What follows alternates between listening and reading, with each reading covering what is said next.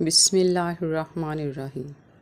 الصلاۃ والسلام علیکہ یا رسول اللہ وعلی آلک و اصحابک یا حبیب اللہ۔ حضرت ابو قتادہ رضی اللہ تعالی عنہ۔ ایک سفر میں پیارے آقا صلی اللہ علیہ وآلہ وسلم نے اپنے اصحاب سے فرمایا، اگر تم نے پانی تلاش نہ کیا تو کل پیاسے رہ جاؤ گے۔ لوگ جلدی سے پانی کی تلاش میں نکل پڑے، لیکن ایک جانثار صحابی آقا دو عالم صلی اللہ علیہ وآلہ وسلم کے ساتھ رہے۔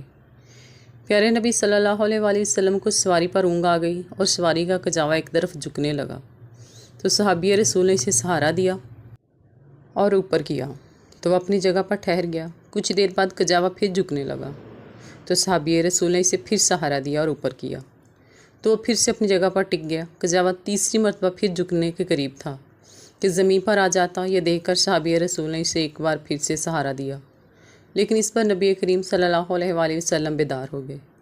پوچھا کجاوے کے ساتھ کون ہے؟ عرض کی ابو قتادہ۔ رحمت عالم صلی اللہ علیہ وآلہ وسلم نے پھر پوچھا کب سے ساتھ چل رہے ہو؟ عرض کی رات سے۔ یہ سن کر حضور اکرم صلی اللہ علیہ وآلہ وسلم نے یوں دعا دی، اللہ تمہاری حفاظت کرے جس طرح تم نے اس کے رسول کی حفاظت کی۔ محترم ناظرین، سیدنا ابو قتادہ رضی اللہ تعالی عنہ کا اصل نام حارث بن ربیع ہے، مگر شہرت ابو قتادہ کنیت سے ہوئی۔ فضائل و مناقب۔ آپ کا شمار نہایت بہادر شاہ سواروں میں ہوتا ہے۔ آپ کو فارس رسول اللہ یعنی رسول اللہ کے شاہ سوار کہا جاتا ہے۔ ایک موقع پر ارشاد مصطفیٰ ہوا، ہمارے بہترین شاہ سوار ابو قتادہ اور بہترین پیادہ سلمہ بن اکو رضی اللہ تعالی عنہ ہیں۔ آپ نے رسول اللہ صلی اللہ علیہ وآلہ وسلم کے محافظ ہونے کے بھی فرائض سر انجام دیے۔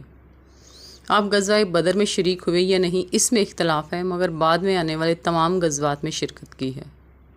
بارگاہ رسالت میں۔ ایک بار آپ نے بارگاہ رسالت میں عرض کی، میرے سر پر زلفیں ہیں، کیا انہیں کنگھا کیا کروں؟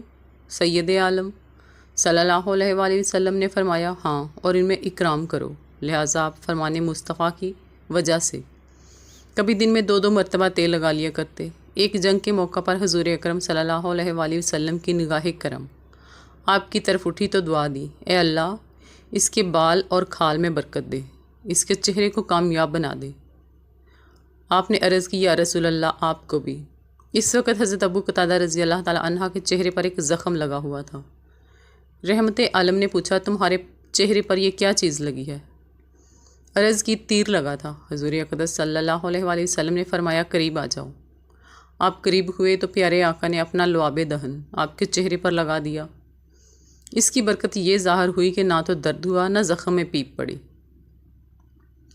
میت کا قرضہ ادا کیا۔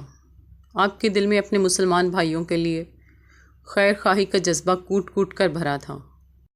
ایک مرتبہ ایک صحابی کا جنازہ لایا گیا۔ رحمت عالم صلی اللہ علیہ وآلہ وسلم نے دریافت فرمایا، کیا اس میت کے ذمے قرض ہے؟ لوگوں نے عرض کی کہ 18 درہم کا قرض ہے۔ جس پر قرض ہوتا تھا آقا دو عالم صلی اللہ علیہ وآلہ وسلم اس کا جنازہ نہیں پڑھاتے تھے۔ ارشاد فرمایا، کیا اس نے قرضہ کی ادائیگی کے لیے کچھ چھوڑا ہے؟ عرض کی گئی، میت نے کچھ نہیں چھوڑا۔ ارشاد فرمایا، تم لوگ نماز جنازہ پڑھا دو۔ اس موقع پر آپ نے عرض کی، یا رسول اللہ صلی اللہ علیہ وآلہ وسلم، اگر میں اس کا قرضہ ادا کر دوں تو آپ اس کی نماز جنازہ پڑھا دیں گے؟ سید دو عالم صلی اللہ علیہ وآلہ وسلم نے ارشاد فرمایا، اگر تم ادا کر دو گے تو میں اس کی نماز پڑھا دوں گا۔ آپ اسی وقت گئے، قرضہ ادا کر دیا اور بارگاہ رسالت میں حاضر ہو گئے۔ پھر پیارے نبی صلی اللہ علیہ وآلہ وسلم نے میت کی نماز جنازہ پڑھائی۔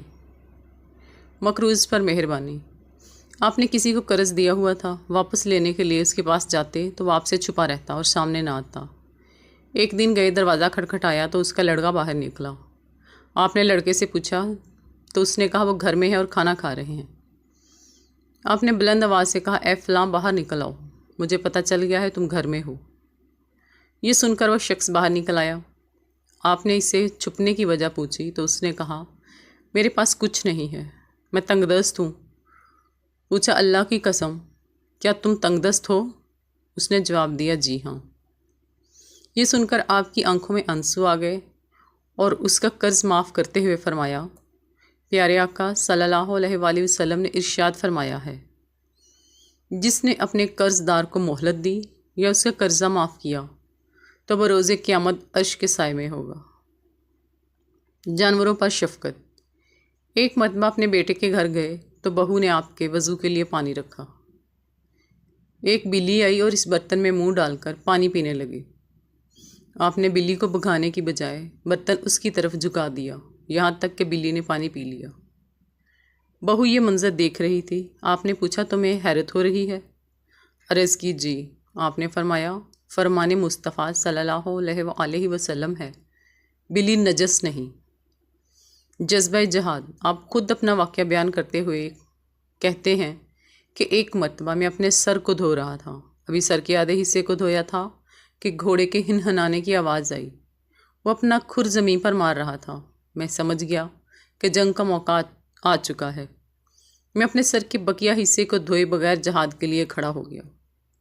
آپ 8 ہجری میں نجد کی طرف پیش قدمی کرتے ہوئے 15 افراد کے سپہ سالار تھے۔ مال غنیمت میں 200 اونٹ، 2000 بکریاں اور بہت سارے قیدی ہاتھ لگے۔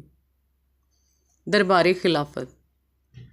حضرت فاروق اعظم رضی اللہ تعالی عنہ نے آپ کو ملک فارس کی طرف بھیجا تو آپ نے شاہ فارس کو جہنم واصل کیا۔ اس کے جسم پر 15,000 کا ایک قیمتی پٹکا تھا۔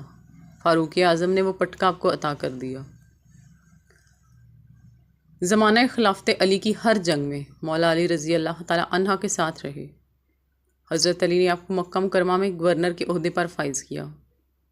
وفات و مرویات۔ حضرت ابو قتادہ رضی اللہ تعالی عنہ نے سن 54 ہجری میں 70 برس کی عمر پا کر مدینے میں وفات پائی۔